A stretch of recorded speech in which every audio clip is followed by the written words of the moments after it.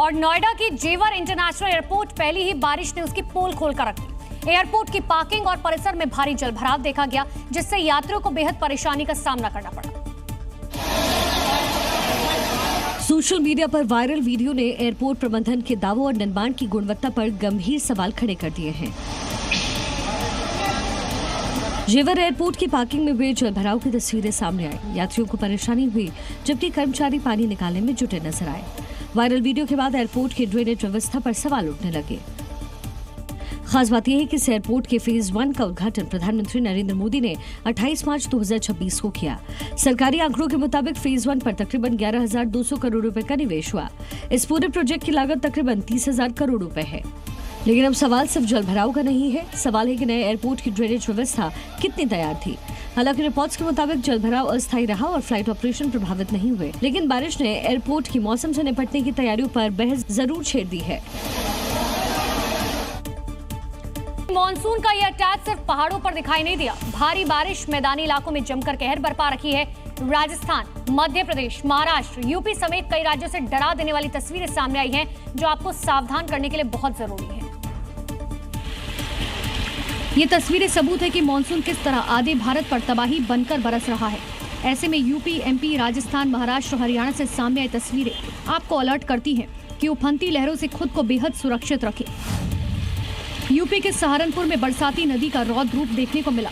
हालांकि तेज बहाव के बीच लोग जान जोखिम में डालकर नदी को पार करते दिखाई दिए। ये लापरवाही किसी भी समय बड़े हादसे का सबब बन सकती है। राजस्थान में मानसून कितना हावी है, इसका अंदाजा आप इन तस्वीरों से लगा सकते हैं, जहां सैलाब ने बारा झालावाड़ हाईवे को ही डुबो दिया, जिसके बाद लोग जहां थे वहीं फंस गए। लगातार बारिश से परवा नदी उफान पर है। महाराष्ट्र में भारी बारिश के चलते लोगों को मुश्किलों का सामना करना पड़ा। घाटकोपर इलाके में सुबह लैंडस्लाइड से 2 लोगों की मौत हो गई। कई लोगों के फंसे होने की खबर सामने आई, जिसके बाद रेस्क्यू ऑपरेशन चलाया गया। बारिश के चलते हुए घाटकोपर पुलिस थाने के अशोकनगर के एरिया में यहाँ पे लैंडस्लाइड हुआ है। 2 लाशें अभी तक बरामद हुई है और बाकी रेस्क्यू का काम टीम्स कर रही है। यहाँ पे पुलिस भी तैनात है। एमपी के मंदसौर में पिछले कुछ दिनों से हो रही भारी बारिश के चलते नदी नाले उफान पर हैं और शिवना नदी का जलस्तर बढ़ गया। पशुपतिनाथ महादेव मंदिर के पास छोटी पुलिया भी सैलाब में डूब गई। प्रशासन ने नागरिकों से अलर्ट रहने और नदी नालों के आसपास न जाने की अपील की। माफिया अतीक अहमद के सबसे छोटे बेटे अबान अहमद की झांसी में हुए सड़क हादसे में मौत हो गई।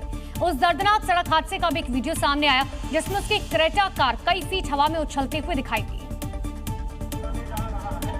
उत्तर प्रदेश की झांसी में हुए दर्दनाक सड़क हादसे का भी एक ऐसा वीडियो सामने आया, जिसे देखकर अंदाजा लगाया जा सकता है कि हादसा कितना भयानक था। अतीक अहमद का छोटा बेटा अबान अहमद, जो क्रेटा कार में सवार था, वो अचानक अनियंत्रित होकर डिवाइडर से जा टकराती है। टक्कर इतनी जोरदार थी कि कार कई फीट हवा में उछल गई। हादसे में अबान अहमद और ड्राइवर की मौत हो गई, जबकि कार में सवार अन्य 3 लोग घायल हैं।